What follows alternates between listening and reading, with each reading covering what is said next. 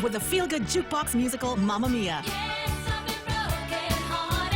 Presented by World Theater Productions, featuring international guest artists, YouTube sensation AJ Raphael. Half a day. This is AJ Raphael. And Dee Dee Magno Hall from Steven Universe. Half a day. This is Dee Dee Magno Hall. Come and see us at the UOG Calvo Fieldhouse on September 6, 7, and 8. Get your tickets now at WTPGuam.com. Enhance the theater experience. Tickets are also available at GNC and 76 Circle K. A study shows college students are using marijuana at the highest rate in decades. A new University of Michigan report finds that marijuana use among college students at the highest level in their annual survey since 1983. 43% of full-time college students say they used some form of marijuana at least once in the past year. 25% say they used pot at least one time in the previous month. Tom Rigotti, Fox News. Rising country star Kylie Ray Harris dies at a car accident in New Mexico. The 30-year-old country star was near Taos, New Mexico, on State Road 522 when the three-car accident occurred. Her publicist told Fox, "We are heartbroken to confirm that Kylie Ray Harris has passed away in a car accident. We have no further details to share and ask for privacy for her family at this time." She had just released a song she wrote for her daughter called 20 Years From Now. You'll forgive all my mistakes and be proud of the choice I made. Harris leaves behind a 6-year-old daughter. Michelle Polino, Fox News. Several Democratic 2020 hopefuls have dropped out, but New York City Mayor Bill de Blasio could be the next if he doesn't make it onto the October debate stage. But for the moment, he's still in the running and talking about jobs. My goal is to get into those next debates, and that's a month away till that cutoff period. I'm going to get ideas out there like the discussion we're having on automation. I'm going to put ideas out there that I think are going to be meaningful to people. And for the moment, though, he was talking to Fox's Tucker Carlson. He did not qualify for next week's debate in Houston. And the August jobs report comes out on Friday, may show a healthy 160,000 jobs. And that may be enough to power the economy through a rough patch stemming from the global slowdown and the U.S.-China trade war. I'm Carmen Robertson. This is Fox News. Rain. It's nature's way of cleansing the earth. Yet by the time that rainwater makes its way to your home, it may not be exactly the same as nature created it. A Connecticut water treatment system can improve the quality of the water you and your family drink and use throughout your home, so you can be sure your water is clear, clean, and fresh, just as nature intended it to be. Connecticut, for refreshing ideas on water. American Water Tech, a passion for improving lives through better water. Live the balanced lifestyle. Take Care Insurance offers proven wellness and fitness programs to encourage individuals and families to live a healthy, balanced lifestyle through preventative care, being active, eating right, relaxing and unwinding, and being socially connected. They have the island's largest offering of free fitness classes and health education programs for all ages. Join the movement. Follow them on Facebook and Instagram or visit takecareasia.com to learn more. Tall Tales with Bob Klitzkie is brought to you by Bank Pacific, banking on the Pacific for 65 years. Welcome to Tall Tales with Bob Klitzkie, the only show on talk radio where common sense is a lot more common. Phone lines are now open at 888-TALK. That's 888-8255. And now, The Point proudly brings you Tall Tales with Senator Bob Klitzkie. And now, sitting in for the vacationing Bob Klitzkie, here's Daryl Taggarty. A well-regulated militia being necessary to the security of a free state, the right of the people to keep and bear arms shall not be infringed. Good afternoon, I'm Daryl Taggarty, sitting in for Bob Klitzkie here on Tall Tales for a Friday afternoon. It's the 6th of September, and Bob Klitzkie will be back in 31 days. Count them, 31. We're halfway there, Real Joe. And so thank you very much for tuning in this afternoon. We'll be taking a look at some of the items in the news and talking about what's going on around town. I welcome your phone calls at 888-8255. I know there's a 2 comes in there somewhere. 888-8255 is the telephone number here at the studio, and I'll be taking a look at the phones every now and then and see whether it's you that's calling. And I'll also be sharing some of your comments if you log in on our Facebook live feed, or there's no way to dialogue on Yahoo streaming service, but if you come on Facebook live, I can take a look and see what you might have on your mind that you're sharing with us there. And so don't have anything on the Second Amendment. We're still kind of waiting for the other shoe to drop as the country continues to sort of figure out what its next move is, whether really we're going to tighten up gun laws, or we're going to simply make sure that, that people who have crime and mayhem on their minds are not going to be met by an unarmed public. So we'll kind of wait until there's some more movement on that. But right now, everything's kind of vibrating in place, and we're not really sure where that's going. So stay tuned for more on that. I'm sure there's going to be some stuff coming up when Congress comes back into session. And as I've mentioned in the past, all they're talking about now is basically putting into place nationwide what we basically have here on Guam. It's already in place. So, but they didn't ask us our opinion. And even if they did, we wouldn't be able to register it in any meaningful way. So we'll just leave that alone. And so let's go straight to Zami Ikatni.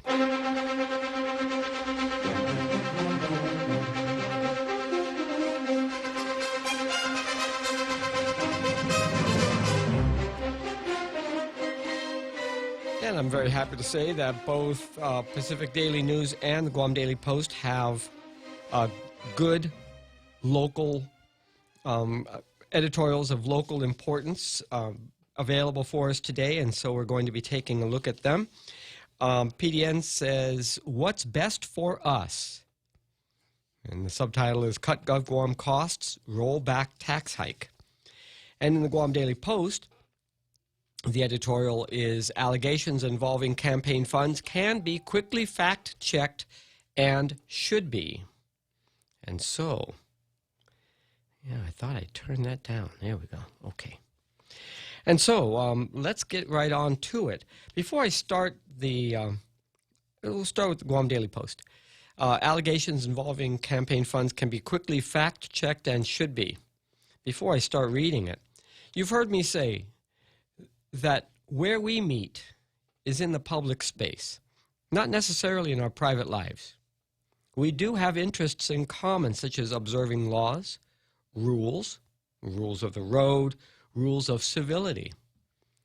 And what other interest do we have in common? The faithful, efficient performance of duties by officials we empower through our votes and pay with our taxes to act in our name. And so, let's just take a look at this. Following the allegations from his former top aide that Delegate Michael St. Nicholas allegedly carried out an affair with a woman whom he hired as a key member of his congressional staff, our community is divided over whether this is a public issue or a personal one for the congressman and his family. And certain members of our community have given the congressman unconditional support via numerous posts on St. Nicholas's Facebook page, saying that they back the congressman regardless of what he may or may not have done behind closed doors. His accuser has also alleged campaign funds were used to reimburse St. Nicholas for the alleged resort expenses related to the affair. Let's separate the affair issue from the campaign funds issue for a moment. Because from a public accountability standpoint, the money issue needs to be verified by the Guam Election Commission and the Federal Election Commission. John Paul Manuel, the delegate's former chief of staff and former chief campaigner, has said, 1, that St. Nicholas wrote campaign committee checks to himself, and 2, that the congressman isn't a signatory to the account, but his father, as a campaign official, is. The Guam Election Commission and the Federal Election Commission have the resources to ask for the electronic copies of those checks. That one action alone by either the local or federal election commission should help the public gain a better understanding as to whether campaign funds were spent responsibly by the former Guam senator and freshman member of Congress who brands his office as, quote, responsible Guam. It is on record from St. Nicholas's filings with the Federal Election Commission that, on different dates, his campaign reimbursed him for the campaign expenses of a few hundred to a few $1,000s. It's also on record that certain payments to him from his campaign were not itemized. His campaign also paid St. Nicholas for what he said were loans he made to the campaign, the FEC records show. If Guam Election Commission and Federal Election Commission can quickly check whether, one, the disbursements to St. Nicholas were justified, and two, that the checks were properly signed by the signatories to the campaign bank account. This, independently of the alleged affair, will help the public decide on whether to support St. Nicholas. On the affair issue, he would have to answer that allegations before the U.S. House of Representatives Ethics Committee, since Congress revised ethics rules explicitly bar lawmakers from having sexual affairs with congressional staffers under their authority, mimicking the military's no fraternization rule. And since the congressman has also brought up the same issue of affair allegations before the FBI as part of an alleged dirty smear campaign against him, there will be enough authorities to look into the matter. What the Guam voting public is owed, at the very minimum, is an explanation of whether campaign funds were handled properly. We need to know if St. Nicholas is indeed Mr. Responsible Guam. Both election commissions owe that clarity to the public and to St. Nicholas. And I kind of have a problem with this. It's like they concluded sort of in a diagonal sense. And so this is sort of, let me see if this makes sense, because it's, I don't know, it's kind of odd the way it ends. The conclusion drawn by the editors is that we, the public, deserves to know whether campaign funds were handled properly and whether Michael St. Nicholas is Mr. Responsible Guam. And I say no. We can make up our own minds whether he lives up to his self-promotion and whether to support him. What we really need and deserve to know is whether he observes applicable laws and rules. Okay? I'm not quite sure if the distinction is, if I'm drawing this, if I'm splitting hairs here. But where the editorial is saying that the Federal Election Commission and the Guam Election Commission are supposed to help us make up our political minds about him. No, all they're supposed to do is determine whether he has acted outside the boundaries allowed under campaign finance laws and campaign reporting laws. And then they're supposed to take action if he has violated any statutes or rules. Then we can make up our mind. But they don't have to tell us how to make up our minds. They have a job to do, and they need to do it. Because if they're concerned about the way that we're thinking about Michael St. Nicholas's political future, or whether he's living up to his campaign billing, then they're playing politics. And what we need for them to do is uphold the law. Do you see where I'm going with this? So I'm going to ding the editorial writer writers at Guam Daily Post for not stopping short of making that distinction. They seem to jump in and expect the Guam Election Commission and the Federal Election Commission to sort of comment on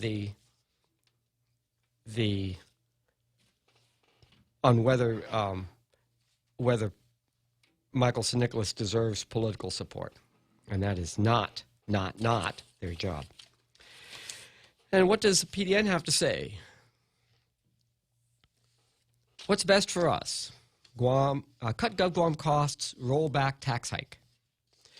On Wednesday, Governor Lou Leon Guerrero signed into law the government's fiscal 2020 budget of $954 million, saying that it, quote, better addresses the needs of the people of Guam, end quote.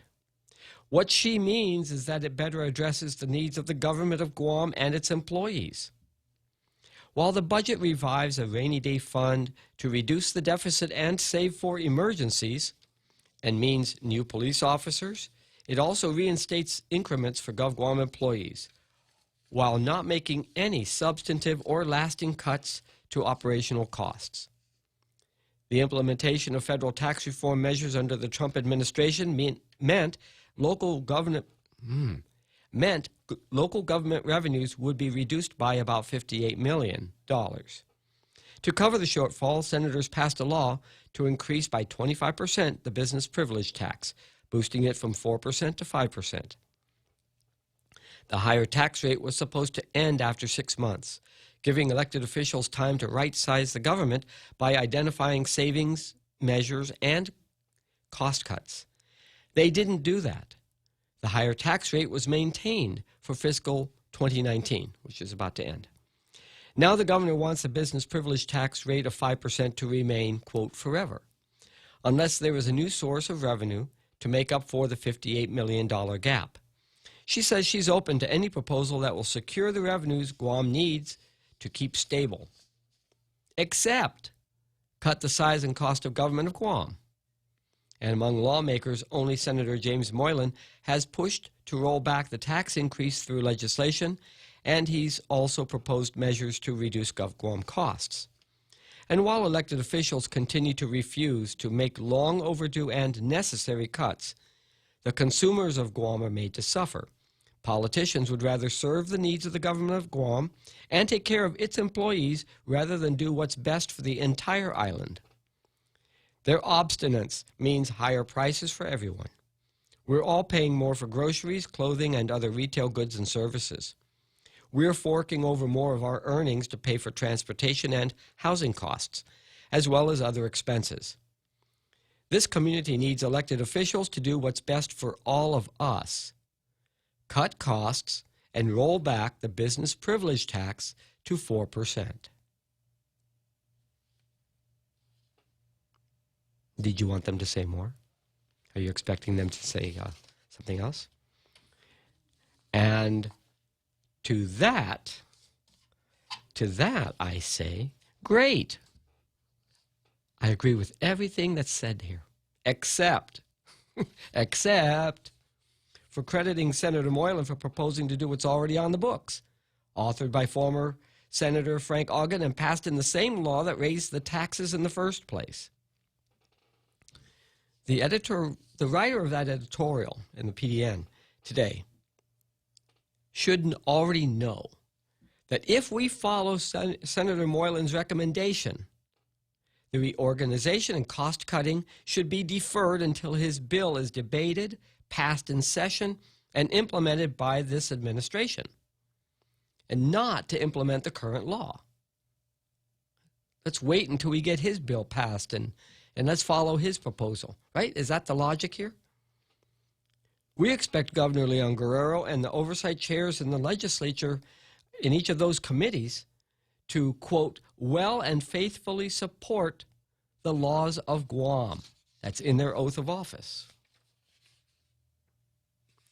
So I'm going to ding them for one clause, part of one sentence.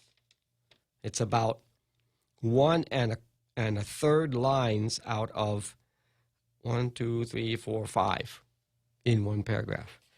So, that said, I'm going to award the 1 star to the Pacific Daily News.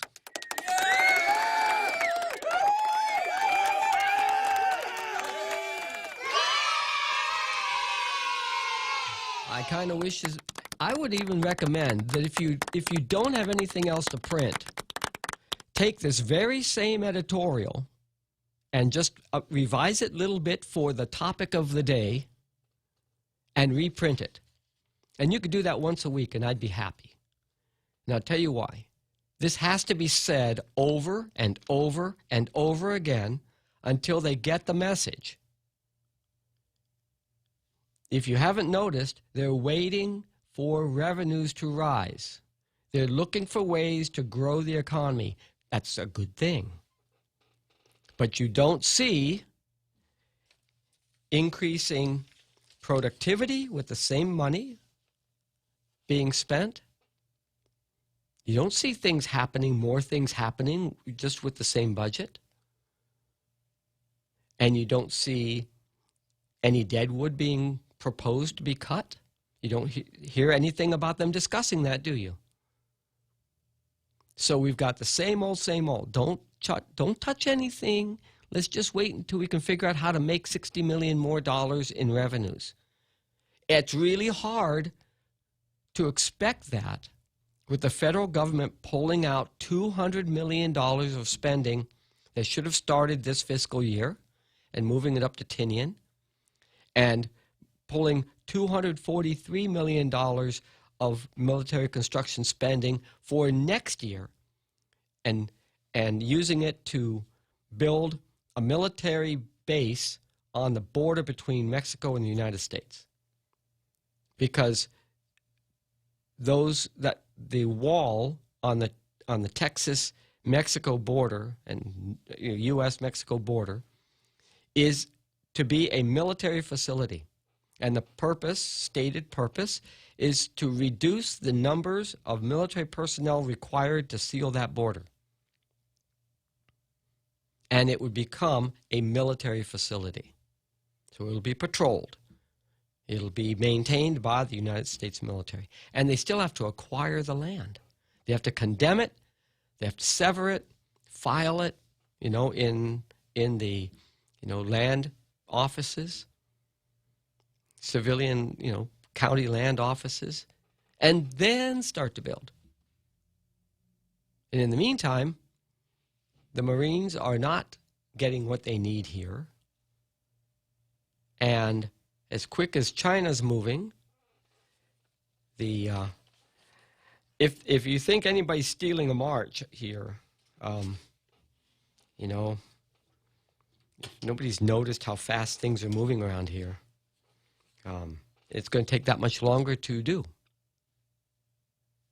So, and for those of you who are cheering the slowdown of the military buildup, it reduces the value of this island to the United States. Let's see. Got 5 minutes here. Oh. Saved by the bell. Got somebody on line one. Let's see what's shaking on line one. Welcome to Tall Tales. All right. Good afternoon. Let me turn on my radio. Yeah, I got a echo. Okay, can you hear me okay now? No echo now, thank you. Okay, and also what you were saying before is that the border wall is important.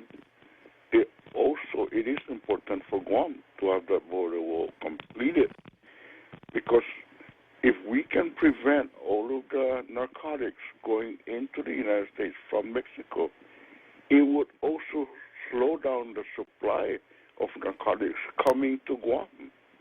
Because remember, most of these drugs are being sent from the west coast of the United States mainland through the mail to Guam.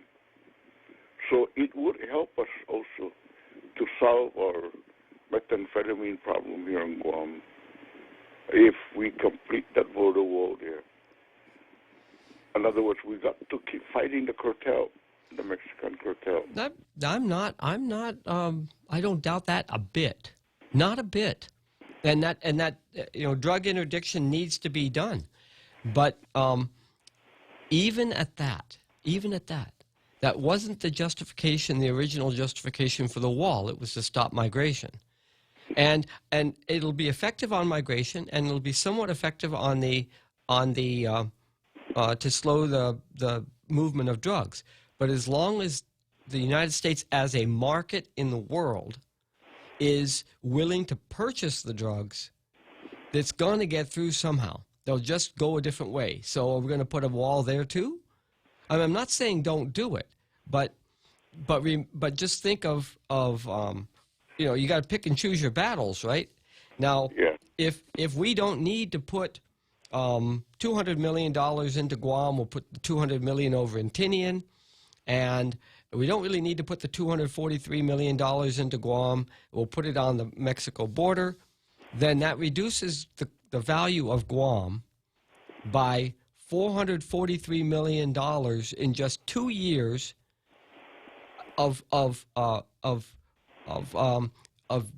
deprioritized infrastructure, military infrastructure. So that it's almost like saying, nah, you know, maybe Guam is not worth having because you know, it can be taken out by one rocket, and maybe we should pull our defense perimeter back to, you know, Johnston Island, Wake Island, Midway Island, and Hawaii.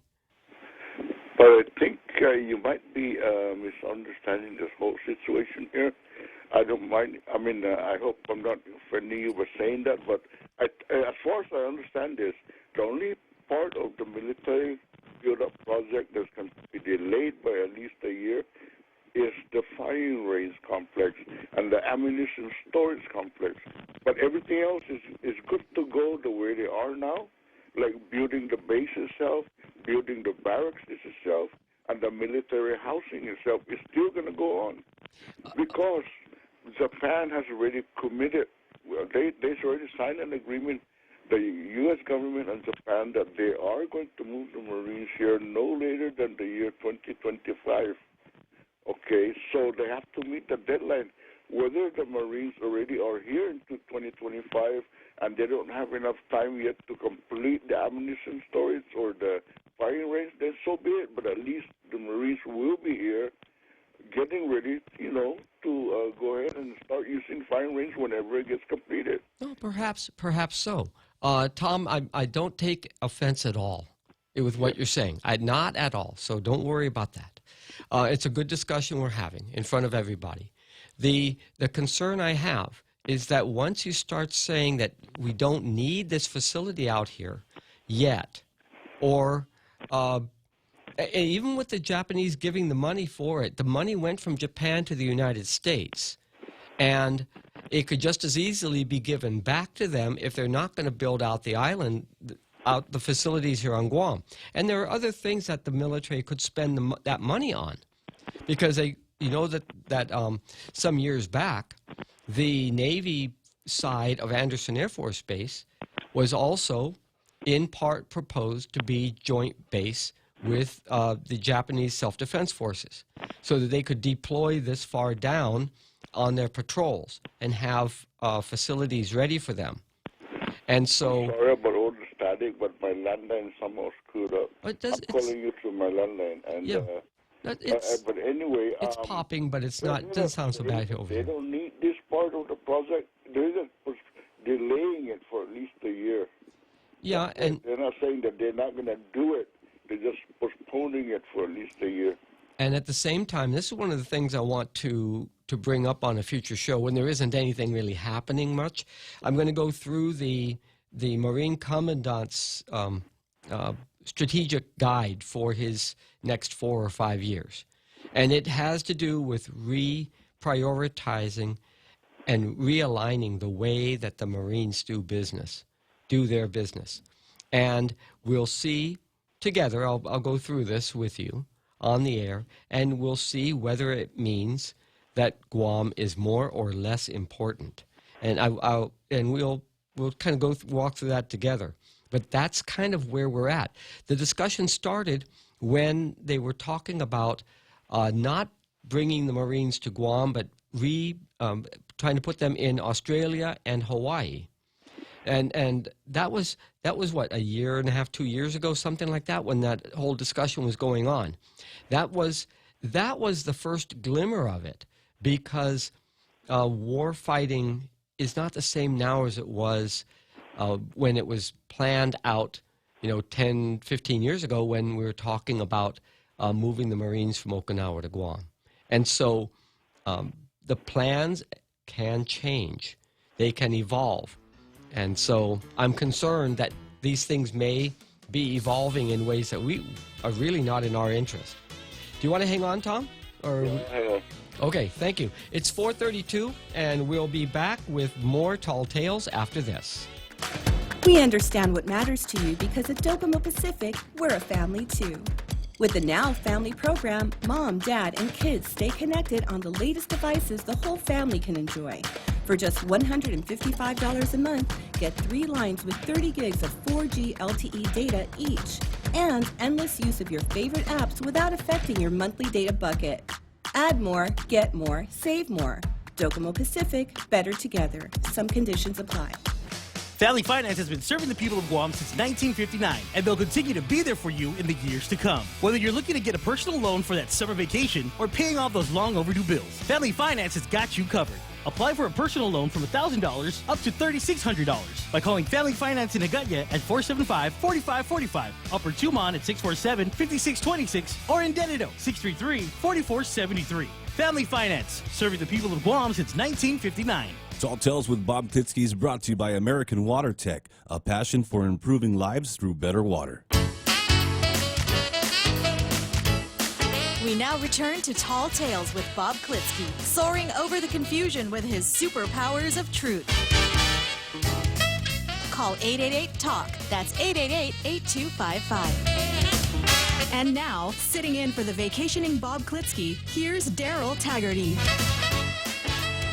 And so before the break, we were talking with Tom about the relative value of the military construction budget being spent here on Guam or being spent on the United States-Mexico border. Weren't we were kind of going through this, weren't we, Tom? Yeah. And so do you think that the, I mean, yes, we have a war on drugs, and we have a serious porous border on, with Mexico that's not the same as the porosity of the border with Canada or our ocean coastlines.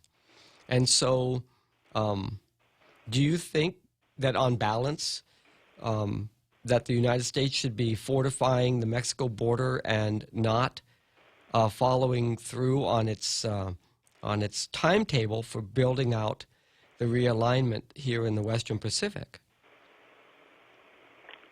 Well, if the U.S. is going to cut down their share of the expense of moving the Marines to Guam, they could also go back and fall on the money that Japan has already committed. I think that Japan already committed about $10 billion of this, and the U.S.'s share is supposed to be $8 billion.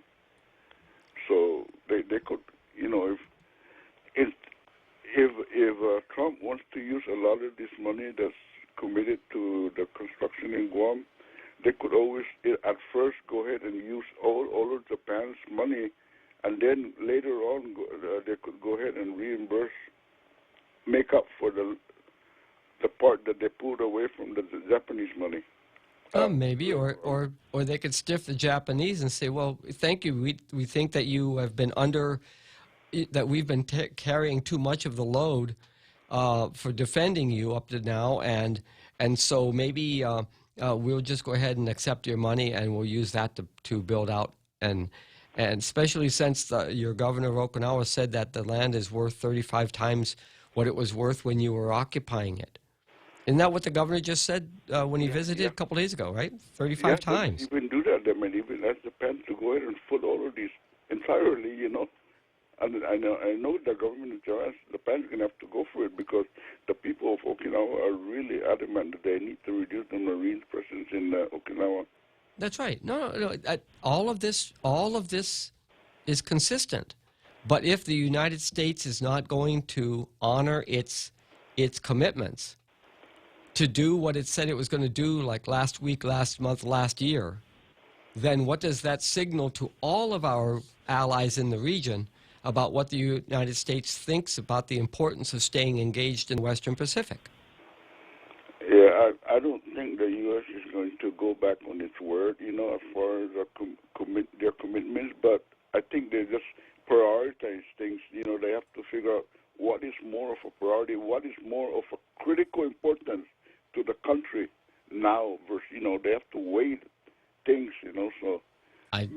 Totally. The border wall is more of a priority than the movement of the Marines here to Guam, so they want to delay the movement of Marines to Guam for a year, you know. At least the firing range part of it, but the body of the build-up is going to continue on. What do you think they're continuing on with the base itself and the barracks and the family housing? That's going to go on. Well, right now. The family housing hasn't slowed down, but I don't see barracks going up. I haven't read about a barracks being approved for construction. Maybe it was from 2 years ago, but I was under the impression that they needed to build the roads. I know that the electrical has been upgraded, and then they needed to drill those wells, and so the roads, the wells, and clearing the land. It's not so much the firing range, but they are sort of moving on that. And of course, you could always bring the Marines in and have them live in tents, or put them in the hotel, right? Isn't that hotel down in Tumon, the one that they're building with the H2 workers that were justified to be brought in because of it's part of the military buildup. So just put them in there. They're trying to avoid doing that though, because it's going to cost more money to have them in hotels. But what they're just like any other subdivision, they have to construct the road first, the sidewalks, and put all the underground sewer system, and put up the underground electrical system if they are going to put it underground. Yes. Instead of telephone poles, Yes.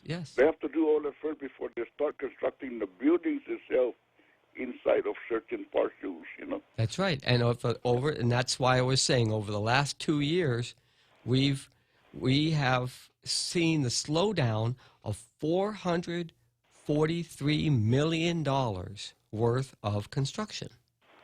$200 million last year reprogrammed from Guam to Tinian. $243 this coming year reprogrammed from Guam to Mexico-U.S. border. And that is not the direction we're planning to go. And I'll bet that those folks down at Adelup and then at the legislature were not planning that either, because the spending of that money means increase in Section 30. It means increase in all of the economic activity that is associated with that amount of construction. And that we won't get, or it'll be late or never, because the reprogramming of that money means that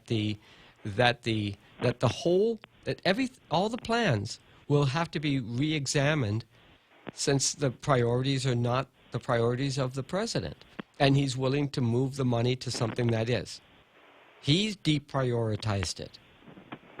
And just like our own governor here in Guam, sometimes they have to rob Peter to pay Paul. Yeah, I know, but it happens. Yeah, it does, and so that's why I wanted to bring this up. Yeah. So let's. I'm gonna take a look at something else here, which is Dave Lott's column. Did you read that today? Yeah. But before I let you go, though, I don't want to lose my train of thought here. Before I let you go, I'm more worried about what's going to happen in next year's budget. That this budget is already signed by the government. It's already now going to happen. But next year's budget, did you read page 4 in the Guam Daily Post that Senator Lee is already introducing a bill? Well, she is going to introduce a bill, but she's already writing a bill to give authority to the Guam DOE and the Guam Education Board by themselves to negotiate their own salary, to determine their own salary without consulting the taxpayers themselves. It's Bill 203-35. Yeah, I printed it out. It's already filed. It was filed yesterday, the 5th, at 3:20 in the afternoon. And it's Regine Lee, co-sponsored by Talina Nelson. And I got some questions. That's coming up in a few minutes here. I have some huge questions about that. the teachers here in Guam, they want to get paid the same as the teachers being paid in California. It's crazy. We cannot do that. We got to live within our means. And the reason why the teachers in California are getting a higher salary, maybe even double what our teachers in Guam are getting, is because they can afford it. But why don't they understand that there are millions more people over there that are working, that we can tax their salaries so they can have more revenues in their state treasury for education than it is here in Guam. We have very few people here that are working, that we can tax their wages so we can have revenue in our Guam treasury to pay our teachers. Can I? We only have a limited amount of budget. Can I make a facetious statement? Please don't think I mean this, okay? But how else are we going to grow a middle class if we don't raise salaries? Yeah, but where is that money going to come from? Tax. Let's tax. Make it 6%. Yeah, and they're killing us taxpayers. No. The cost of living is going to go up again. The gallon of milk then is going to cost you about probably $10. Hey, become vegetarian. Stop squeezing that cow. Take your hands off that cow. And if they keep raising the BPT and the stores keep raising their prices, our citizens are going to start moving somewhere else. It's cheaper for them to live. And what's going to happen if the people keep moving out of Guam, we're not going to have enough people working so we can tax their salaries. It's going to be less revenue in Guam because there'll be less people to tax. You know what we really need around here, Tom? What we really, really need is a government economist who just loves being in front of a microphone, who can actually figure out how to get from point A to point B and afford all the things we need and not kill the golden goose. The goose that lays the golden egg. There's two of them, right? Three of them. There's tourism, there's the military, and there's private entrepreneurs who are risking their private money and their the money that they use to pay the kids tuition and buy the car and buy the house, risking their money and their livelihood to make a go of it without being a government employee. Okay, so how? But we need a government economist who can not only calculate this, but communicate it, so that we all know that this can work. But right now, all we have are sort of, let's throw it against the wall and see if it sticks, or let's run it up a flagpole, or let's sort of draw a picture in the air and see if people think it's a pretty picture. It's a heck of a way to run a government and run a community. And the government has so much power here to frame the future. Not to actually produce a future, but to frame it. And it doesn't seem to inspire confidence in the rest of us that we voted for the right person last time. It's so crazy right now that I remember 10 years ago when I used to buy a loaf of bread for $1.85. Now you cannot buy it for less than $3.20. So buy the whole wheat bread. You've got more in the bread. Don't buy the white bread. Yeah. You gotta be smart. And my wife was telling me that she's buying the thicker bread, the thicker cut bread. And I said, no, I go through that bread too fast. You got to get the one that's like super dense, like a fruit cake. That's about the thickness of a piece of cardboard. And then, that still, will hold together when I put it in the toaster. And when it comes out, it's like a cracker. And she just, she wants the thick bread for the French toast. And so it's not like I fight with her over it. We just have to buy twice as much bread. Sometimes we have to be a smart shopper. Like you have to weigh the bread and go by the ounce, how much it is per ounce of this kind of bread versus the other kind of bread. And sometimes you have to be smart and just hand the money over to the wife and say, knock yourself out. I'll eat whatever you put in front of me. And I'm not going to complain. We have all of these ladies at the legislature, right? And we have a woman governor. That's what we hope would have happened is, since housewives are really more, budget-wise, and they have a good accountability of what the finances of the house should be. Tom, I would think that we have a woman governor that would actually. You better stop while you're ahead, Tom. You think that they're going to take their housewife skills and bring it to the legislature and to Adelup? They're not going to bring their nursing skills, their teacher skills, their National Guard skills. No, these are modern women. These are not 1960s women, right? And even my mom, she was already a professional before I was born. She was already a registered nurse. Back in like 48. So I've never lived in a world that had only housewife in the house. They're all professional women, and you better get out of their way. Don't expect them to have to, that the highest and best use is to watch the kids and wash the dishes and the laundry and feed you, because man, you're gonna catch it. You're gonna get. Oh, it's trouble, So careful there.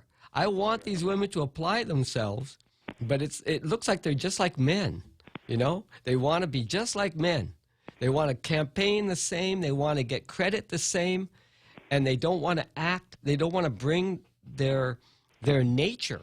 It's not their housekeeping skills or their home economic skills. They don't want to bring their good sense that was missing when it was all men. And that they're disappointing me because of that.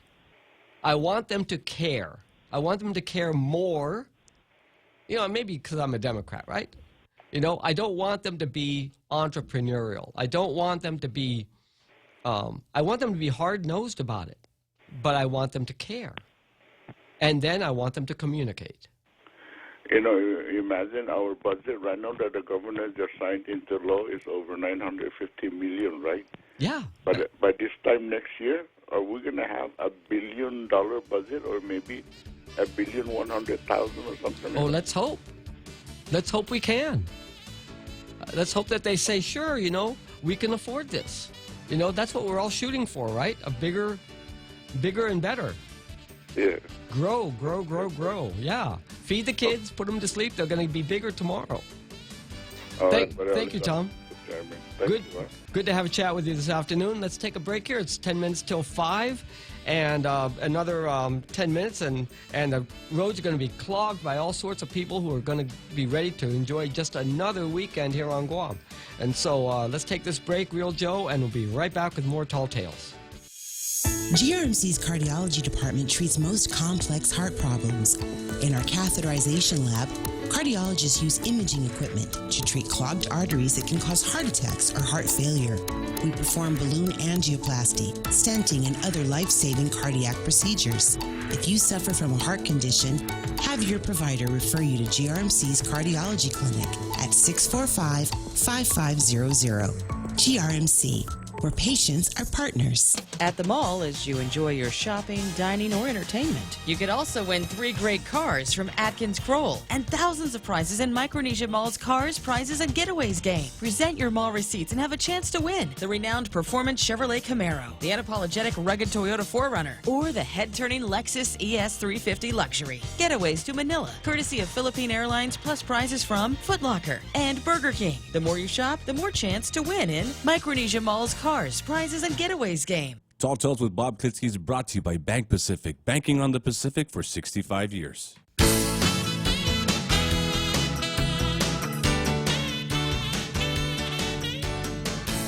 And welcome back to Tall Tales. I'm just taking a look at Facebook Live here, and it just dropped out, so I'm kind of trying to climb back into the saddle here online, and it just doesn't seem to want to take me there directly. I go to the page, and I don't see our live feed. And so, somebody throw me a life ring. You're on the point page right now? Yeah. Oh, here we are. Okay, 50 minutes. Okay. Yeah. Got it. Okay, all right. Football Friday, the return of the NFL. Right? I'm in the right spot? Yeah. Okay. And so, happy to see Shelley Gibson online with me. Always a pleasure, Shelley. And your sentiments are certainly welcome. I read your comments online on a number of areas, and it's nice to have that connection there. And James Schmitz saying the infidelity of Mike and Nicholas, not a big deal. No crime committed. Happens a lot. Misspent campaign funds for the trysts, that's a different story. If proven true, crimes have been committed. Too bad for him, because he is a great delegate. Too bad for the spouses and families of all involved. They don't deserve this public scrutiny. Yeah, exactly. It's really, it's a double tragedy when you, I'm not saying that it's happened, but it's a double tragedy whenever somebody who is in the public eye, that is fair game for the press, because it's of interest to all of us since we have placed our confidence in that person to do something for us, right? So they're an extension of us. They represent us. If they should be doing something, caught doing something that doesn't reflect well on them. And so it's double bad for the family and also for us. And so, James, you're absolutely right here. So thank you for your comment. This being Football Friday, and the season for NFL has returned, and I guess it's going to make it kind of hard to prep for my show over the next 4 weeks for the Monday show. I'll see what I can do over the weekend to kind of get ready so I can watch the Monday shows, Monday games, and not be sort of half-mast when I come in here at 4 o'clock. We got a few minutes here. Dave Lotz wrote a guest column for today's Pacific Daily News entitled "So Much for Military Cooperation." And it reads like this: for those interested in the military's cooperation with the people of Guam in the midst of the military buildup, consider the following. The one-day-a-year annual visits to the village of Sumai on Naval Base Guam and the Fina Massacre site on the Ordnance Annex are still happening. The hours and days of operation of the Visitor Center at Naval Base Guam have been reduced to no longer include weekends, while the pass offices at the Naval Hospital and Naval Communication and Telecommunications Station have closed. The Trusted Traveler Program has been abolished. The public access program to historic sites is basically not functioning, as there was not one visit in the last 6 months of 2018. Navy-owned Tangeesan Beach and South Finnegads and Laddystone Park are not being maintained, and thus the beach, open to the public, is being trashed, has abandoned vehicles, has dead and downed trees, and illegal burning is occurring, while the Laddystone Park is also not maintained and has been vandalized.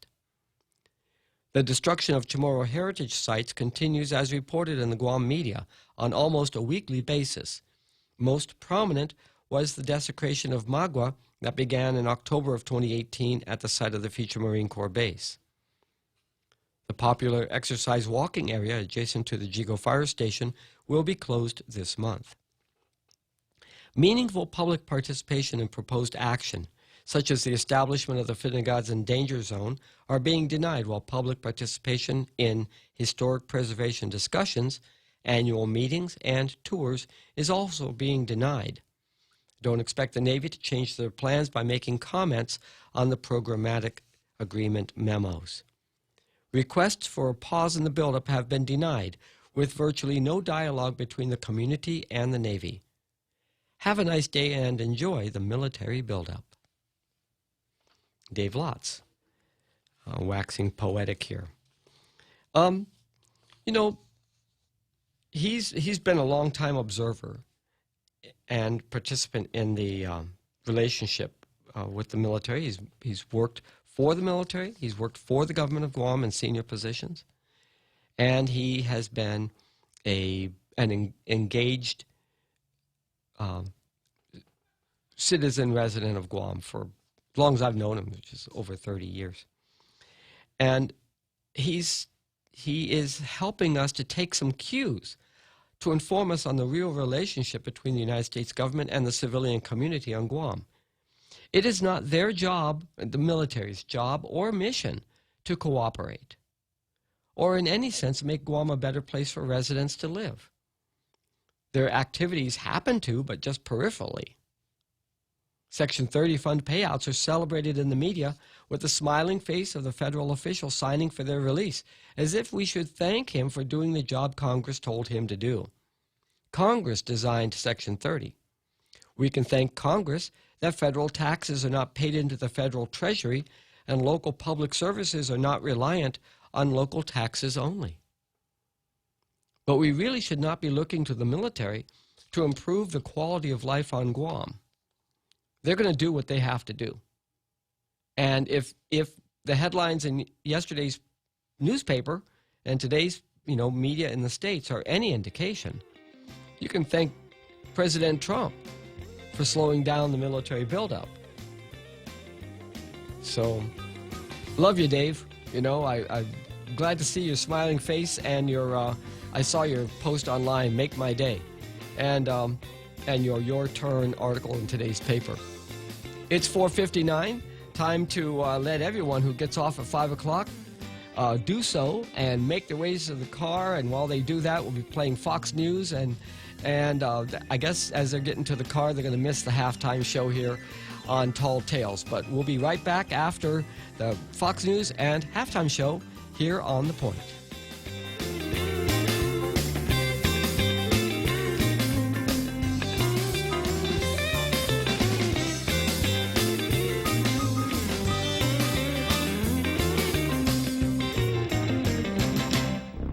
The Point is KUSG, Hagåtña, Guam, 93.3 FM and 104.3 HD3. Less power, but still lots of rain. I'm Carmen Roberts, Fox News. Hurricane Dorian drops to a Category 1 hurricane with 90-mile-an-hour winds. But Fox's Doug McElway in Wilmington, North Carolina, says it's been raining hard there since about 8 p.m. We've not been able to detect any sign that this has diminished to a Category 1 storm, in part because the wind has now shifted from coming from the east, more from the north, and the satellite images show that the storm continues to move in a northeasterly direction. That means we're getting the back winds. That means that we're not going to see any more tornadoes in all likelihood. And it also means that the winds are pushing the waters of the Cape Fear River down south to the mouth of the river, back to open water. Fox meteorologist Adam Klotz says there's a chance that Dorian actually won't make landfall. It could run over land. It might miss land entirely. That won't really make a huge impact on what this storm is doing to the Carolina coast. Once it makes that move, we head out throughout the rest of the day on Friday up across the mid-Atlantic, really dodging all the major cities. New York City, maybe a couple of outer bands of rain, and that is it. And then running up and clipping parts of New England. Meantime, 30 people confirmed dead in the Bahamas, and that number is expected to climb substantially. A jury in Oakland, California comes in with a split decision for two men charged in the deaths of 36 people in the Ghost Ship warehouse. The jury was hung on the 36 involuntary manslaughter charges against Derek Almeida. He was the master tenant of the warehouse and had allowed people to live there illegally. Artist Max Harris had helped organize parties and collected rent. The jury acquitted Harris. When family members of victims heard the verdict, there were gasps and some began crying. Fox's Jessica Rosenthal. And stocks rallied on Thursday on plans of a new U.S.-China trade talks in October. The Dow surged 372 points, the Nasdaq nearly 140. America's listening to Fox News.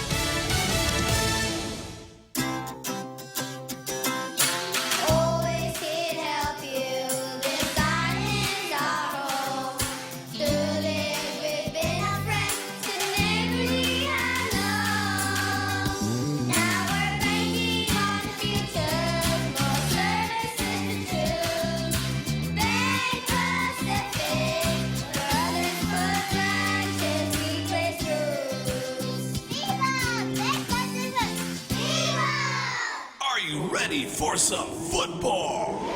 The Ray Gibson Show has got your NFL fix every Friday on Sports with Blake. Be a part of the action by going to yahoo.com's Fantasy Sports Pro Football Pick'em. Join League 3384 with the password Ray Gibson. Choose your team name and get your game on. Winners get a chance to win some awesome prizes that get you through the NFL season. The NFL Picks on the Ray Gibson Show is brought to you by Current Guam. The former longtime president of Zimbabwe dies. Mugabe died in Singapore, where he has often received medical treatment in recent years. Mugabe came to power at independence from Britain in 1980 after a guerrilla war ended white minority rule in what was then Rhodesia.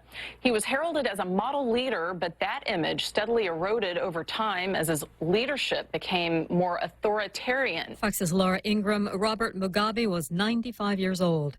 A federal agency rejects nearly every person applying for student loan forgiveness, and this is not the first time. 99% of applicants to the Public Service Loan Forgiveness Program have been denied, the Government Accountability Office reports. That high denial rate is attributed to an eligibility rule added by the Education Department but not required by Congress.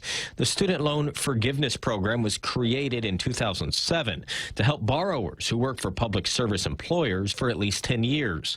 Congress approved $700 million to expand the program last year. House Democrats now plan a hearing about the Accountability Office's findings. In Washington, Jared Halpern, Fox News. A fast-growing wildfire ravages more than 2,000 acres in Southern California in a little more than 24 hours, forcing more than 1,000 people out of their homes. I'm pretty nervous, a little scared because, my house can possibly catch on fire, but other than that, just trying to stay calm and figure out what's going to happen. The so-called Tinaja fire is burning in Riverside County, about 80 miles from Los Angeles. And a large area of warm ocean water dubbed the Blob is back. Federal scientists are monitoring that new ocean heat wave off the coast, west coast, and that spans from Alaska to California. I'm Carmen Roberts, and this is Fox News. Water. It covers nearly 3/4 of our Earth. From vast oceans to millions of rivers and streams, we're all concerned with protecting our world's water. But none is more important than the water you and your family drink and use throughout your home. A Connecticut water treatment system can improve your water so that your family is using the best water in the world. Connecticut, for refreshing ideas on water. American Water Tech. A passion for improving lives through better water. At the mall, as you enjoy your shopping, dining, or entertainment, you could also win 3 great cars from Atkins Kroll and thousands of prizes in Micronesia Mall's Cars, Prizes, and Getaways game. Present your mall receipts and have a chance to win the renowned performance Chevrolet Camaro, the unapologetic rugged Toyota 4Runner, or the head-turning Lexus ES350 Luxury. Getaways to Manila, courtesy of Philippine Airlines, plus prizes from Foot Locker and Burger King. The more you shop, the more chance to win in Micronesia Mall's Cars, Prizes, and Getaways game. Tall Tales with Bob Klitzkie is brought to you by Bank Pacific, banking on the Pacific for 65 years.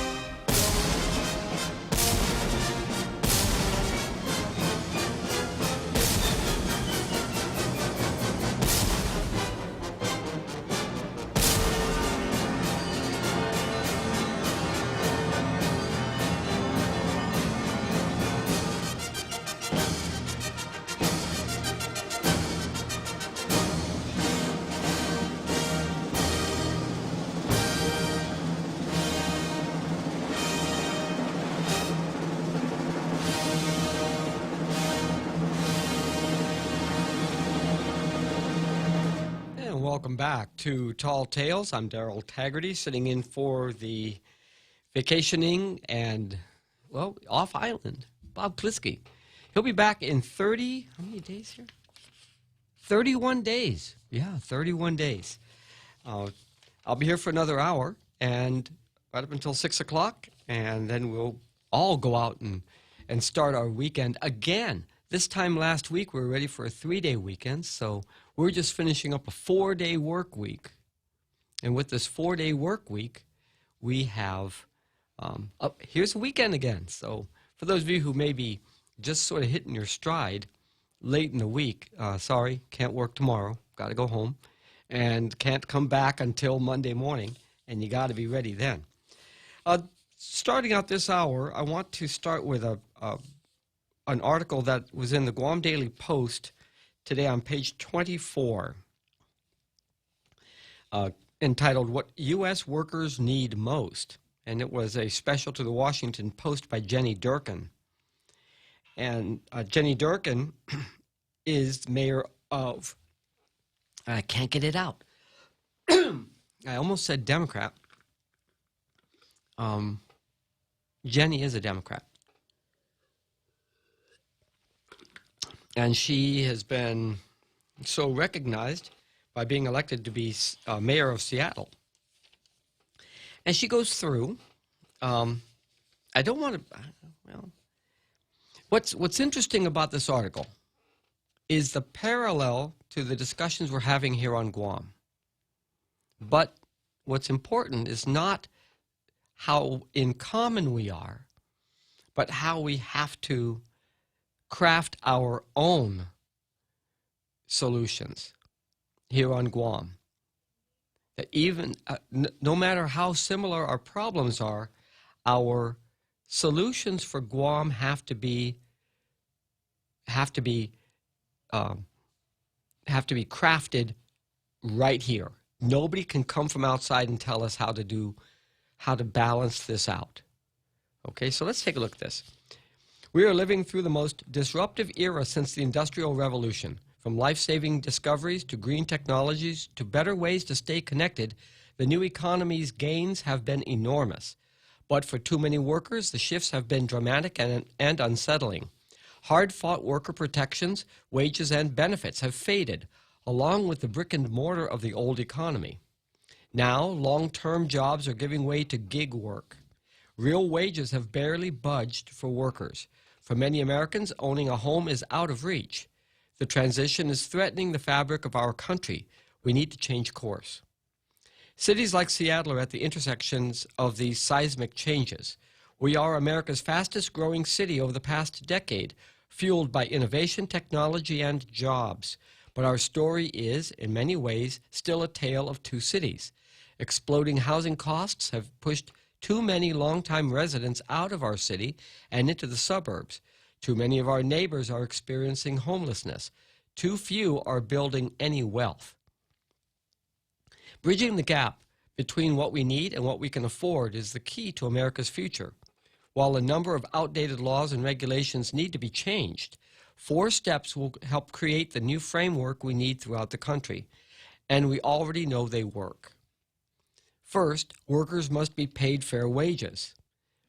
Seattle is one of the first cities to raise the minimum wage to $15 and to require paid sick and safe leave. Alarmist predictions that it would kill jobs proved incorrect. More money in workers' pockets has meant more money in the economy. Second, we must move quickly to create a workforce ready for jobs that don't exist today, but will be commonplace by 2030.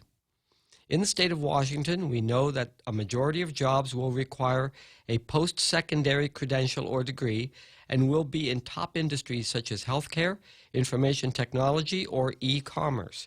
We know that automation and robotics are already becoming the norm in places such as grocery stores or factory floors. We know we are unprepared for that workforce of the future.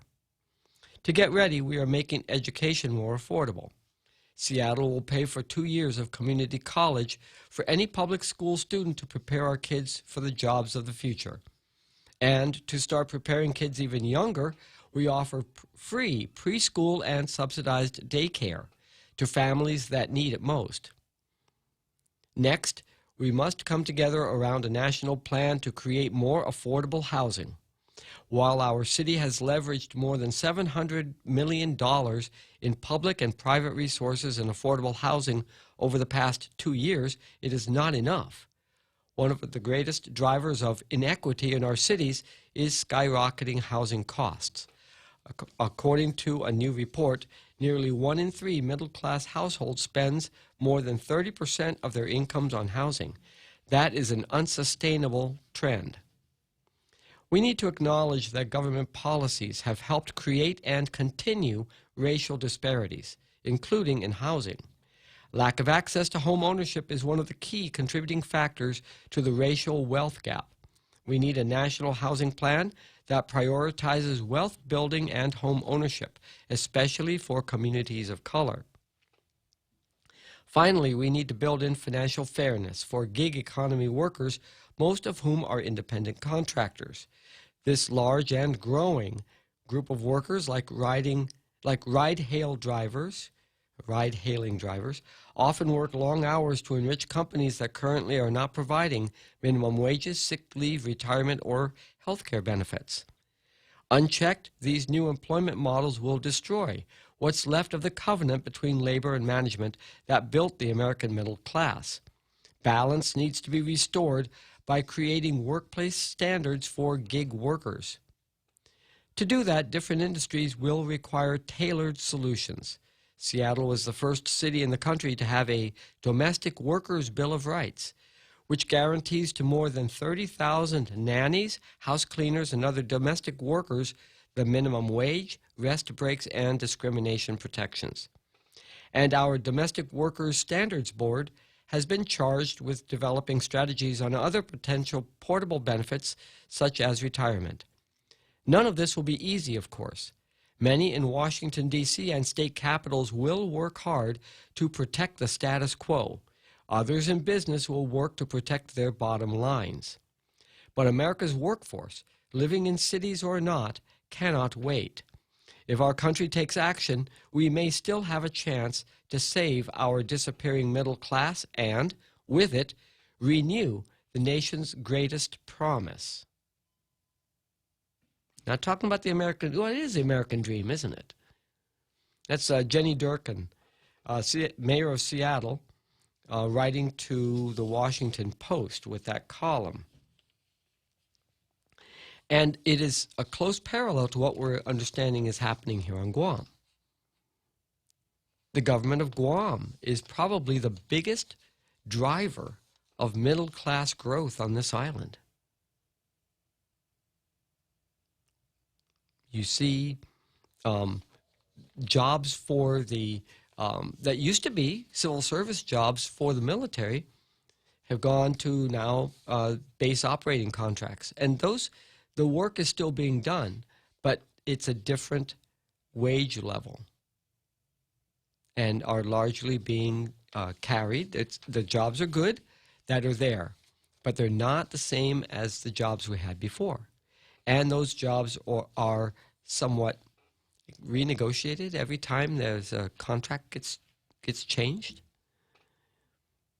And the workers can take it or leave it. You know, benefits are better than in the hotels, our other main industry, right? So we don't have a lot of federal jobs, but we do have the tourism industry, which is characterized by part-time work, no health benefits. And then we have all those people who are not prepared for this economy. And we do have success stories in our schools, and where are they going? Where are they going? They're going to job market in the States. Only a few are making it here. For those who can make it there, some are being picked up by the government of Guam, some are being picked up by the base operating contractor, some are being picked up by the private sector, but few. By and large, they're being picked up by companies in the States. And so our response here has to fit the island economy. Mayor's solution is government policy, underwriting costs of worker education, and reducing costs for workers through housing policy, establishing workplace standards that increase costs to employers. And maybe Seattle can perform that balancing act. But can Guam?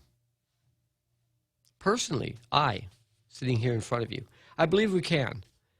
But we need to have general policy, economic policy dialogue that is ongoing and purposeful, so appropriate policies can be drafted and enjoy broad support. Last hour I was talking about having a government economist who is not only a competent economist but also can communicate well and help this dialogue so that the business community is not victimized. We don't put disincentives in place. We don't allow the government of Guam to continue to be to have lower standards of production than would be tolerated if it were privately run, the same functions. So I wanted to bring that to you. I saw that article today, and I thought it was a good place to kind of take off on this discussion. And then, last hour, Tom touched on this. It was of concern to him, and it is of concern to me as well, because it's scary. New bill would allow GFT to negotiate GDOE salary, teacher support staff salaries. Here we go. And that's an article by Oyal on page 4 of today's Guam Daily Post. And Guam Federation of Teachers and Guam Education Board both support a new bill that would allow the union and the Guam Department of Education to negotiate salaries for teachers and school support staff. This is something that hasn't been done before. Currently, salaries for teachers and support staff are set by lawmakers. GFT, which has contracts with DOE for both employee groups, can negotiate working hours, working conditions, and other things on behalf of employees. What it can't do is negotiate salaries. Sanjay Sharma says he's been working with Senator Regine Biscoe-Lee, the bill's primary author, on the legislation. Vice Speaker Talina Nelson is co-sponsor for Bill 203-35, which was introduced yesterday. Sharma, Mendiola, and John Fernandez, Superintendent of Department of Education, have all said teachers' salaries at Department of Education aren't competitive and should be increased. Quote, "We always support legislation that will benefit our employees, our staff, and our students. This bill goes to the heart of recruitment and retention of individuals for our public school system," Mendiola said. It's Mark Mendiola, the board chairman, Guam Education Board chairman. Mendiola said hopes the, quote, "legislation will ensure that teachers and the staff are paid accordingly." He added that the measure, quote, "has to be fully funded by the legislature." The budget law for fiscal 2020, which Governor Leon Guerrero just signed into law on Wednesday, has a provision to fund a wage salary study for teachers and other government employees. Sharma and Fernandez were both looking forward to the study. If Lee's bill becomes law, it's unclear when GFT and GDOE can begin negotiations on salaries. The current 5-year contracts for teachers and support staff expire in September 2022 for teachers and March 2020, that's next year, for support staff. The GFT 5-year contract agreement with DOE for teachers expires in September 2022. However, GFT and GDOE each are required to give written notice to open negotiations no later than 24 months prior to the expiration date. That would make it no later than September of next year, so a year from now. The GFT 5-year contract agreement with GDOE for support staff, which includes school aides, custodians, cafeteria workers, and other employees, expires in March 2020. So it's actually like within this year, this coming fiscal year. Bill 203, if it becomes law, would allow negotiations on salaries on a triennial basis, so every 3 years. Yikes. So here are some questions that came up when I was reading this. So if this method of determining salaries is adopted, what is its estimated fiscal impact? Let's just go back and take just a round number. Let's say our teacher salaries are 33% lower than the national average. So that means that we'd have to increase salaries by 33%. No, we'd have to increase the salaries by 50% in order to jump it enough. So right now, it is at a 66% level. Let's just, by the numbers, right? We would have to increase teacher salaries and benefits by 50% in order to make up that 33% difference. That's the math of it. So if we're going to increase the cost of teachers 50%, does that mean, and that DOE is the biggest agency on Guam, then, you see, there's a problem with this, and that is that the cost of living is not the same here as in the States. Are you going to compare us to a school district that has comparable cost of living? That's kind of where we have to go with this. And then somebody's going to say, but no, it's not the same as the average of nationwide. And so we can't recruit teachers to move here because it has to be comparable to at least put us in the middle of the average nationwide. But nationwide, the cost of living is not comparable to Guam. And so that's how the negotiations will just start. And then you start with this. Then, let's see, would implementation be subject to available funds? Would failure of the legislature to fully fund the negotiated salaries set up first off, would it set up a strike? Or would it set up a financial liability enforceable through the courts years later as a lawful claim? How many of those have we seen over the years where the government establishes a contractual relationship and then 6-7 years down the line has to go back and fund it because it was contractually arrived at? If Guam schools are fully staffed with competitively qualified and paid teachers, how much will all the other aspects of the schools cost in order to properly equip those teachers? So not only will it cost more for the teachers, but we'll have to have the things that those highly paid teachers or adequately paid teachers expect to have for technology, for the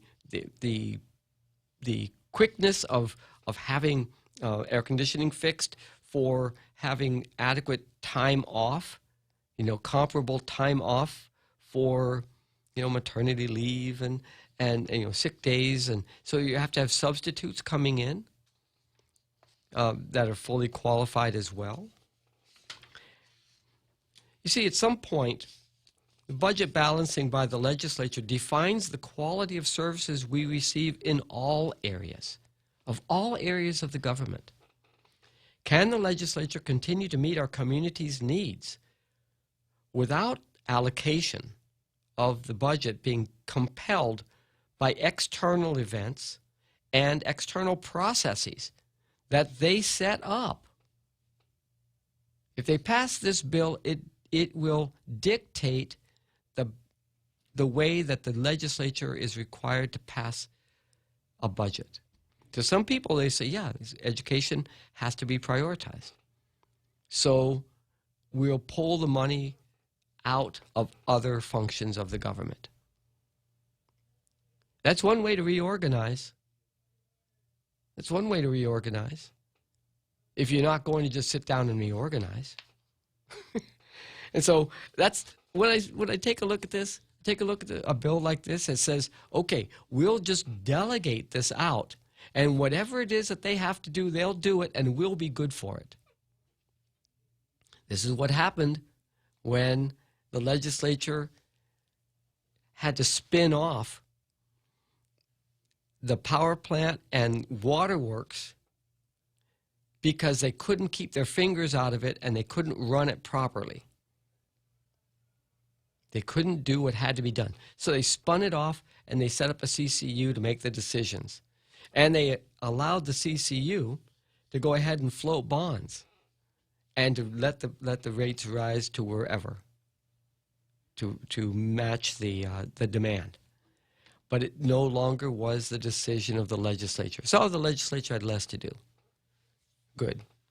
They could spend their staff money on staff who could do things other than understand how to properly oversee utilities.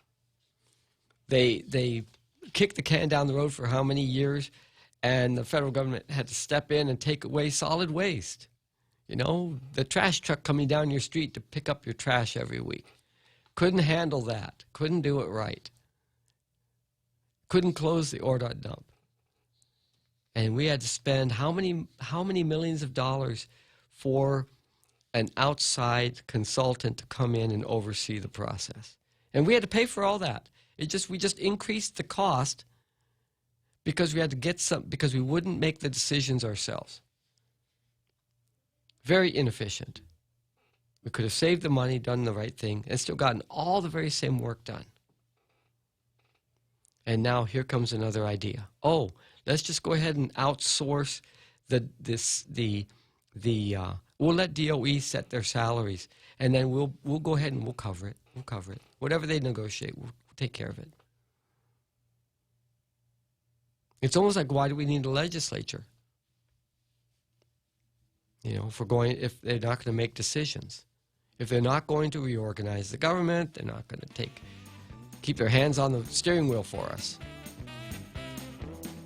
That brings us to 5:30. Time for a seventh inning stretch. I'm going to stretch. Hope you can too. Thanks for hanging with me here on Tall Tales. We'll be right back after this. Live the balanced lifestyle. Take Care Insurance offers proven wellness and fitness programs to encourage individuals and families to live a healthy, balanced lifestyle through preventative care, being active, eating right, relaxing and unwinding, and being socially connected. They have the island's largest offering of free fitness classes and health education programs for all ages. Join the movement. Follow them on Facebook and Instagram or visit takecareasia.com to learn more. Hey, do you know what time the bank closes? I need to deposit my check. You know you can do that from your phone. I can?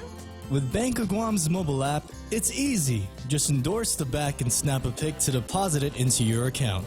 You can do this from anywhere, anytime, which means no rushing to catch the bank and no lines. With Bank of Guam's mobile app and online banking, we're always open. Visit bankofguam.com for more information. Bank of Guam, the People's Bank. Member FDIC. Tall Tales with Bob Klitzkie is brought to you by Mezcla. Try their featured special for September. Shrimp hash crusted parrotfish. Succulent parrotfish fillets. Crusted with the shrimp farce. Twice cooked. Served over basil lace sweet potato croquet and a crab corn bisque sauce. Visit Mezcla in Agana and now in Tumon at the Grand Plaza Hotel. For reservations, please call 969-2652.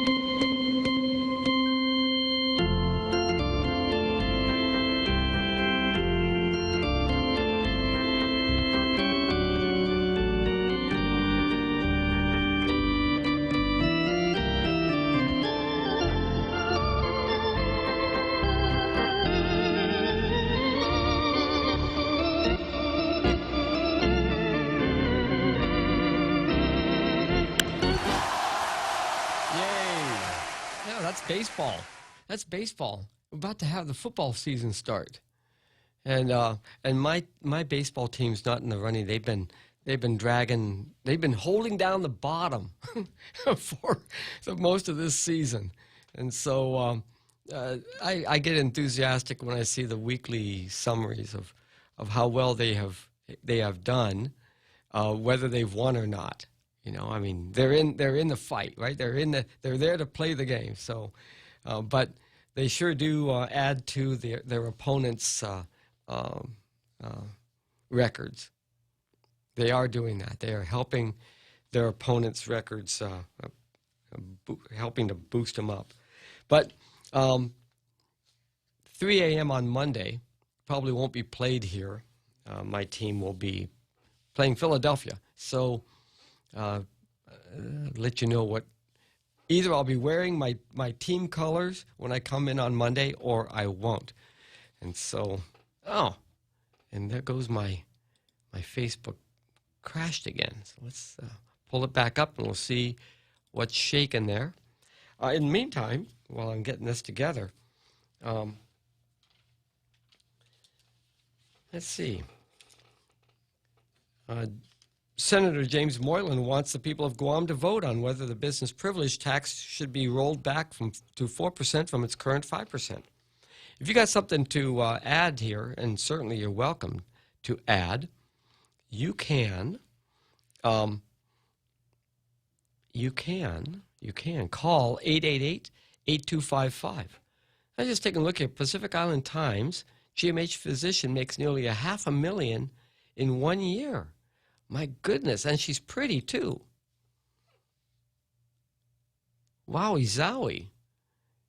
Boy, how much a pound? How much she weigh here? This is Dr. Jolene Uggan. Let's see. She's making $187,200 annual. And she was given a raise to that from $95,235. And that happened in April. And then besides her salary for the admin position, she receives an annual salary of $300,000 under a separate contract signed last year with the previous administration.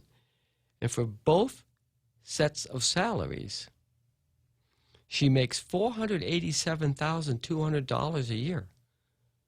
My goodness. It's like, I can't do the math in my head fast enough, but it's like $1,200 a day, a calendar day. How much is that? $200 an hour on a 24-hour basis? No wonder she's smiling. She doesn't look like she's losing any weight either, or losing any sleep. So we can even increase her per hour value, since she's not missing meals and she's not losing sleep. But man, we can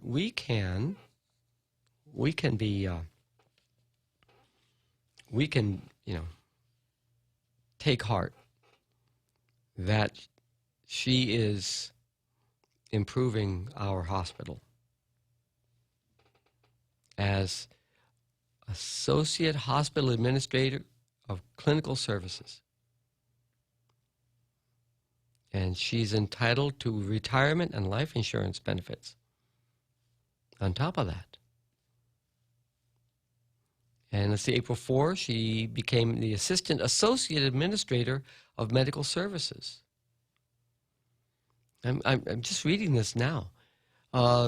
GMH Administrator Lillian Posadas, and she's also CEO. So does she get paid for both of those? Sought to justify the pay amendment, explaining that Uggan's salary has been adjusted based on additional tasks she was charged with. When we initially hired Dr. Uggan, we hired her as Associate Hospital Administrator of Clinical Services, but it would be for part-time only.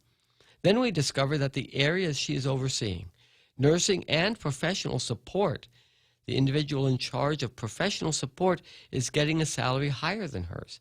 It did not make sense that the person she is overseeing has a higher salary than her. I guess not. That's logic. Posadas said that when Uggan's salary was bumped up, GMH upgraded her title to a full-time position. We elevated her title to Assistant Associate Assistant Associate Administrator of Services. So she is doing medical and clinical services and overseeing professional support service. Those are her 3 big tasks. Besides her salary for the administrative position, Ogden also receives an annual salary of $300,000 in biweekly installments under a contract she signed in June 2018 with former GMH Administrator Peter John Camacho. Dr. Ogden is a pulmonary disease specialist, specializing in the diagnosis and management of disorders of the respiratory system, including the lungs, upper airways, thoracic cavity, and chest wall. You can hear me having difficulty right now just reading this. She received her medical degree from the University of Hawaii John A. Burns School of Medicine. She also provides clinical service at the American Medical Clinic. Oh, so is she working there for free at American Medical Clinic? No, she must be getting paid if she's seeing if her services are being used there as well. Under the independent contract, which has been renewed this year, Ogden is tasked as Director of Intensive Care, Critical Care, and Progressive Care Units, and concurrently Director of Respiratory Services and Consulting Intensivist. I have no doubt that her medical skills are up to all these tasks. No doubt at all. Under this contract, Posadas said Ogden provides physician service and medical leadership. Quote, she is there on a daily basis, Posadas said. We continue the contract because we do need her in ICU. We do not have anybody else to do this job. And I totally believe this. This is credible, not beyond belief, within belief.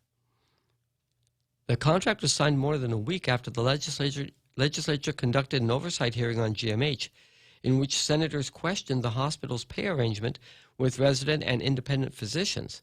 Posadas claimed Ogden does not receive additional fees for professional services. Well, thank God. Under the contract, however, Ogden is, quote, entitled to keep all billings for professional services. Does that sound additive? Quote, the GMHA shall establish and maintain a fee schedule for professional services provided by physician pursuant to this agreement, the contract reads. The GMHA shall bill for and retain any payment received for all facility/operating rooms fee, supplies, drugs, and all services provides to patients by physician under this agreement. So GMH is collecting and the fees for the physician. But Posadas is saying that Ogden is entitled to keep all billings for professional services. But then the contract, it says here, it's quoting, that GMH will bill for and retain any payment received for services provided to patients by physicians under this agreement. So why would, no, that doesn't seem right. Ogden signed the contract. Oh, yeah, I would too. On June 25, 2018, Peter John Camacho signed it on June 25, 2018. Why waste any time? And then Benita Mengoña signed it on June 22nd, so saying that it was fine, 3 days prior. A request for comment from Ogden was not returned as of this writing. Former GMH Administrator Ted Lewis, who broke his silence more than a year after being fired from his position, questioned the hospital's practice of allowing physicians on GMH payroll to receive payments from patients seen at the government medical facility. This practice was corroborated by other physicians during the legislative oversight hearing last year. My goodness. Thank you so much. Let's see, who posted this? It's an article by Marvick. GMH physician makes nearly $500,000 a year, and it's from the Pacific Island Times. And who do we have to thank for posting this? Barry Mead. Bless your heart, Barry, for bringing this up and sticking it in front of my face today. It stopped me dead in my tracks. I mean, I don't have to go to the hospital.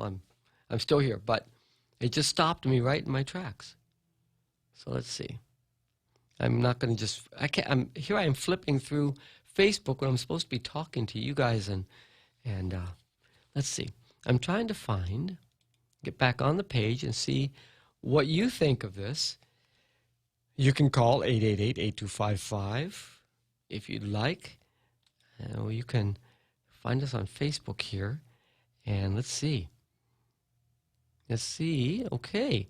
Sherry Iriarty is wishing us all, me, and I'm going to say that all the rest of you, enjoy your weekend. And Elwin Champaco Kitano says, right now the salary schedule for teachers is unfair. We must return to paying more to those with more experience and education. Fairness is always the best policy. And that's something else that needs to be done. And I know that was a problem with the last Hay study, that the recruitment level at the bottom was raised to make recruitment more competitive. And then those with more experience, it flattened out at the top. And it's almost like minimum wage. You raise the minimum wage, and then everyone who's close to the minimum wage wants to be compensated higher because a person who's entering with no experience is getting as much as they are. And so you need to bump it up. And it sort of ripples through. And eventually it all works out. But what happened already? Once the BPT went up, all the prices went up, and GovGuam got its increments, and so not a problem, right? Except for everybody who's still working, and the private sector bosses are not raising their salaries. That's the next thing to happen. And then next will be the legislature will roll back the BPT, and that'll be a windfall for all the businesses because the prices won't go down. So, IAD. So, Senator James Moylan's saying let the Guamanians vote on the tax.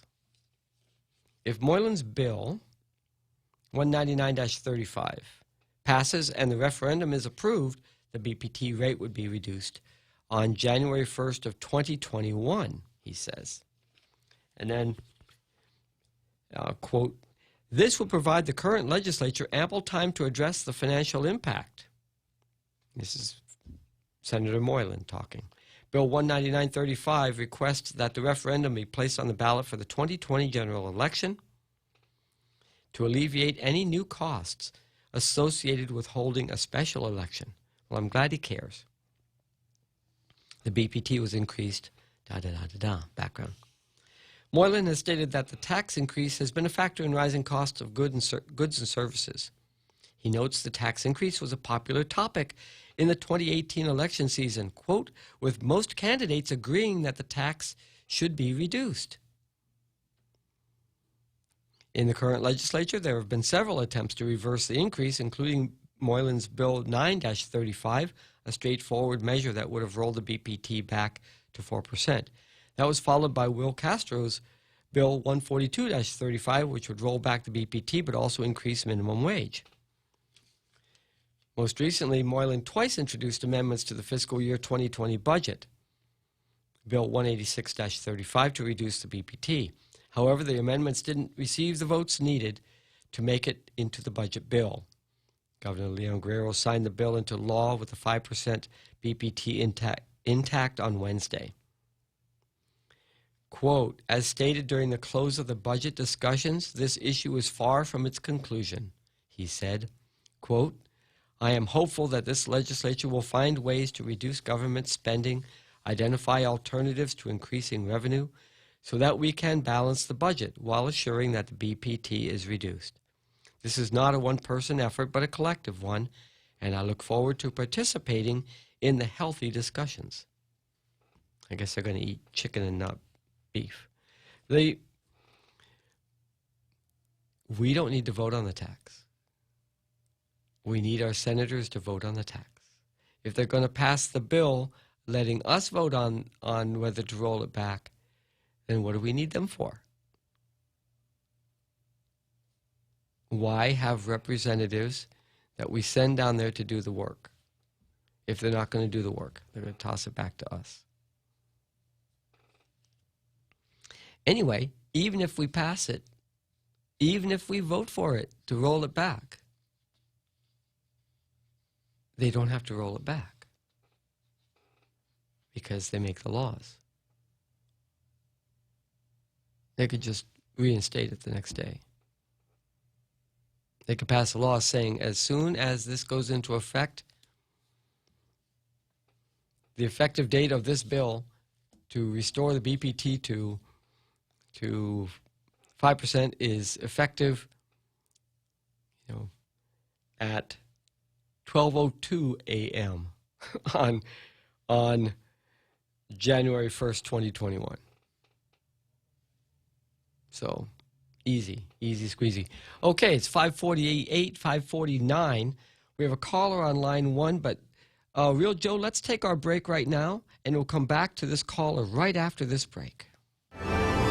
Hulu is all your TV in one place, plus more. Watch thousands of hit shows, movies, and award-winning Hulu originals for only $5.99 per month. It's TV without the cable contract and the freedom of on-demand streaming. Get current network shows from ABC, CBS, NBC, and Fox, and binge watch every season of your favorite cable shows. Premium Hulu viewing is brought to you by Proline Automotive and AB Sports, Guam's store for Nike. To advertise on Hulu, call Choice Digital at 989-0042. 30 years ago, the very first Subway restaurant opened in Guam. Now, 15 restaurants later, Subway Restaurants is celebrating this milestone with a buy one, get one free offer every weekend, starting September 14th through October 12th. Come celebrate 30 years. Enjoy your favorite sandwich, salad, or wrap, all made with freshly sliced veggies and bread baked in every store. Take advantage of this buy one, get one deal. It's Subway Restaurants' way of saying thank you, Guam, for 30 wonderful years. Subway, making what you want.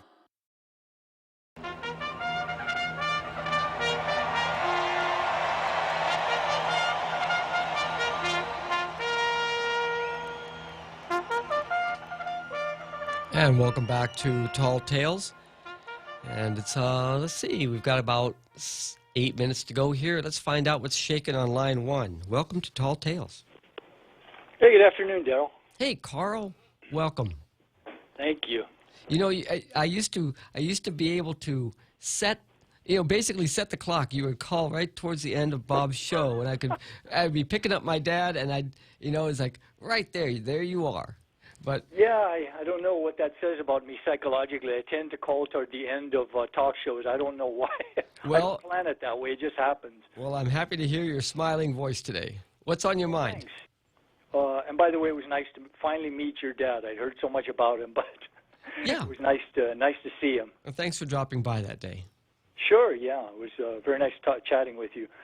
Yeah, I've been listening, kind of in the back of my mind. I've been doing other things, so I didn't catch the full gist of what you were talking about, but I heard something about the the minimum wage and about the BPT. And, something I brought up before is that I believe that we're attacking this from the wrong end, that we need to – I think the government, by attacking minimum wage, is basically trying to create the appearance of demand, because what drives up wages is competition for labor. One example that I remember vividly is I was reading an article about Minneapolis. This was many years ago, and I guess the economy was thriving at the time. I don't know what it's like now. But the starting wage for McDonald's, and this was several years ago, was $11 an hour. And that stuck out in my mind because that was pretty good for McDonald's. And that didn't happen because government legislated $11 an hour minimum wage out of the kindness of its heart. It was that businesses were, because the economy was booming, that they were competing for available labor. And if they didn't provide the best possible wages and benefits, what would happen is the turnover would kill them, because they train people, and then people would have 6 or 7 or 10 other job offers that were better, and they just say, "So long, I'll see you later." Yes. Yeah. So and so I know it's not going to happen, but I wish they had attacked this from the other direction. I brought up before in an opinion piece I wrote about the excellent example of Hong Kong. It's a small area. Most of it is very hilly. It doesn't have any resources, but it has the tax structure in such a way that it invites in job creators. And I'll read a quick description of their economy and how it's set up. It has an efficient and independent judiciary, respect for the rule of law and property rights, an uncomplicated tax system with low rates on both individual and business, and an overall tax burden that's a mere 14% of GDP, which is half of the U.S. rate. No taxes on capital gains or interest income, or even on earnings outside of Hong Kong. No sales tax or VAT tax. A very light regulatory touch. No government budget deficit, and almost non-existent public debt, and it has its tariff rate is near zero. So what they've done is they created it's like that what's that tagline for that movie? If you build it, they will come. I forgot the name of the movie. It was some kind of baseball Field of movie Dreams. a long time ago. The Field of Dreams, exactly. So we're in a worldwide competition for capital and business job creators. Whether we like it or not, we're in it. And, if we provide the right conditions, tax-wise and incentive-wise, they will come. We just, there's nothing that spectacular about our situation. So, we're not doing horribly. We're not doing terrible, but we could do a lot better, I think. And I just wish they'd attack it from the other end. And also... I have to totally agree with you. This is why I was mentioning earlier in today's show, we really need an economist that will work for the government and also is able to communicate effectively. This idea of Guam being a Hong Kong has been advocated for since before there was a GITA back in the mid-1960s.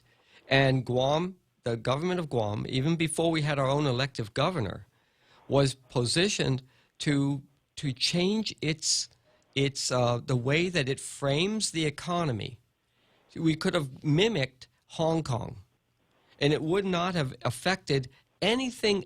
It wouldn't have affected the Organic Act.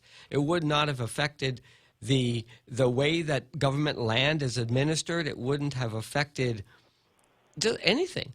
All they had to do was study how to do it so that it would be revenue neutral during the transition, but it would be designed to attract capital over the long run. You just have to make sure you can get past the transition, and then you're flying. But they haven't done this yet. They're so happy to just be incremental and rely on federal programs and rely on jobs being created by federal money. And that's like kind of day's work is done. I can go home, I can pat myself on the back and feel good about collecting my paycheck. And it's just killing us because we do have these advantages without being anti-American, without being anti-Chamorro, without being anti-anything, being pro-us, and using the freedom that we have that's inside the structure of the Organic Act government. We can go and do all these things, but our leadership downtown, and I keep banging on this drum, but it's true. The leadership downtown has not sat down and just together knocked this thing out. And they don't have to as long as we're not expecting them to. Yeah, see, you've told me something I didn't know, because you've been involved with local government much more intimately and longer than I have. So you've educated me on that little fact. I didn't realize that. Oh, yeah. It's kind of frustrating to know we came that close to. Yeah, but it doesn't have to, something like that. But it didn't have to stop there. It didn't have to stop there. Just because we took the idea, it was put in front of us one time.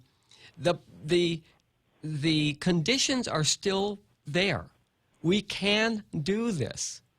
We just haven't done it. And the people that we elected to office last November aren't thinking about this.